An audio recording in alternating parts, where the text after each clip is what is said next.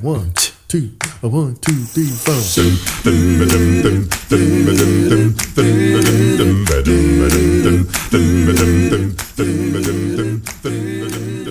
One of the things I think about from the, let's say, from the marketing perspective, is that you have to externalize PDCA to be successful.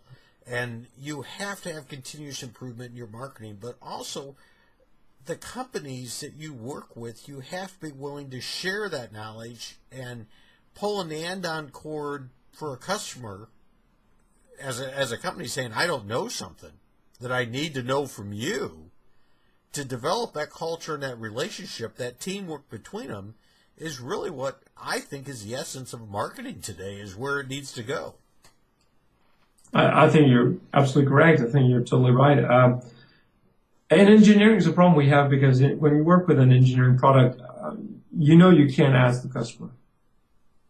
Because if you ask the customer and says, what do you want with this, and the customer will come up with whatever comes to the top of their mind, and they want bells and whistles, and the chances are that it's actually not true.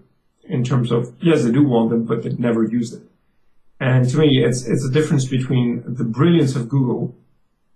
A Google site just does one thing. And it helps you do it, because if you misspell, it tries to figure out what you meant to do so that you can still get to where you want. As opposed to most websites that do millions of things. That you probably one day ask them that, oh yeah, it'd be a great idea if I could have my horoscope every day next to the weather forecast, next to the stock market. But the truth is that right now, when you actually want to use the website, you don't care. So what we have in mind in engineering is that we want our product to become a standard for the customer, a default for the customer, that they take our brand, they take our product, not somebody else's, ours. And to do this, we try to understand what's the cost of ownership of our product.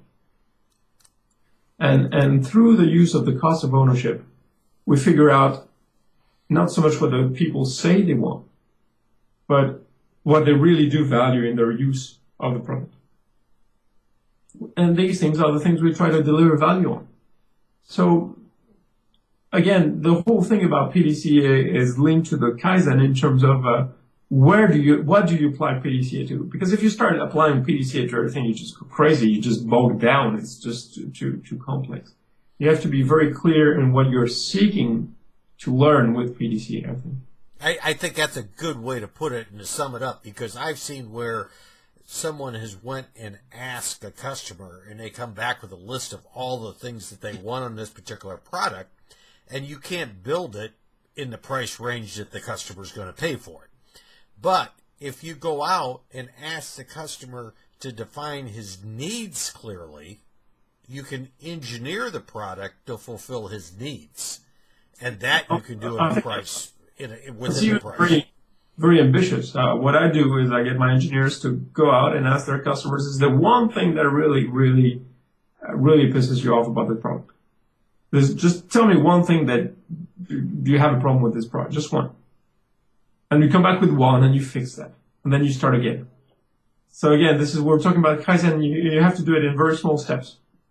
Now, the truth is that if you do this relentlessly for a number of years, and we're back to the discussion of finding doors you didn't expect that were there in the corridor, you're going to come up with some innovative and adaptive solutions nobody's ever thought of.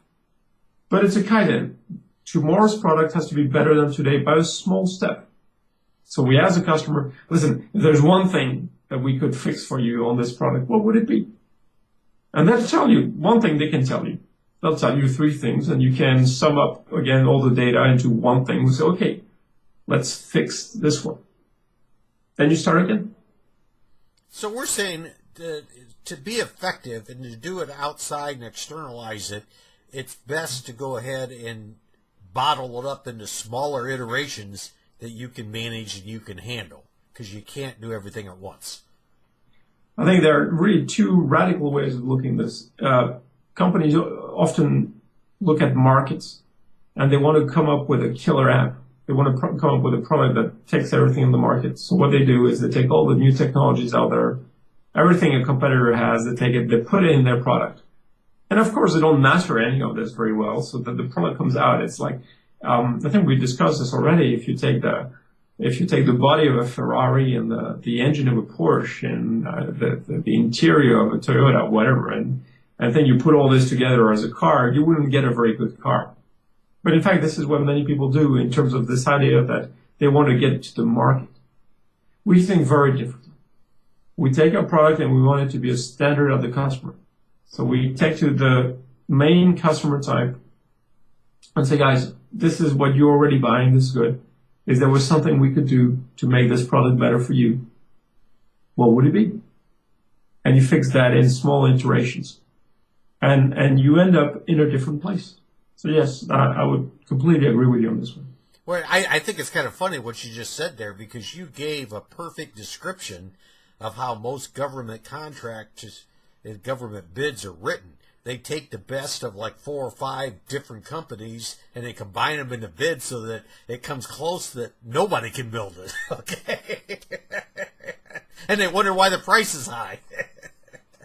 There you go. I've been there too many times on that bid, so I kind of. I'm going through it right now, and that's exactly. And on top of it, they ask you to be accountable for results.